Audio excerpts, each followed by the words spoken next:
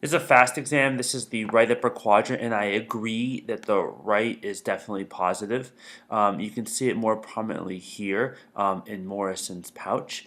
I think your best clip is right here, and I'm going to freeze it in the best location. It's tough because the rib kind of gets in the way, but it's right about here, I believe. Let me move the cursor.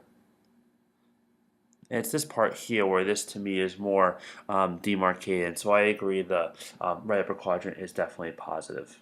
Now the left is positive too, but I think it's really subtle and I probably would have missed it in real time.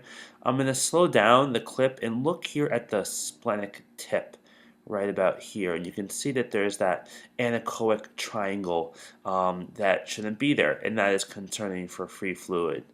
It's hard for even someone like me to convince a surgeon to take someone to the OR and say this is definitely positive based on that one finding right here, but it's definitely positive. And again, I don't know if I would have seen this in real time. I think your bladder view here is the most obvious answer that illustrates that there's a positive fast. The right is subtle, but it's there. The left, like I said, I probably would have missed in real time. This I wouldn't have missed. This is your bladder there, and then you can see above it, there's all this anechoic free fluid. It's a little undergained, but you can see the bowel come into view, and you can see those corners up there. But that's all free fluid that to me is definitely positive in this patient.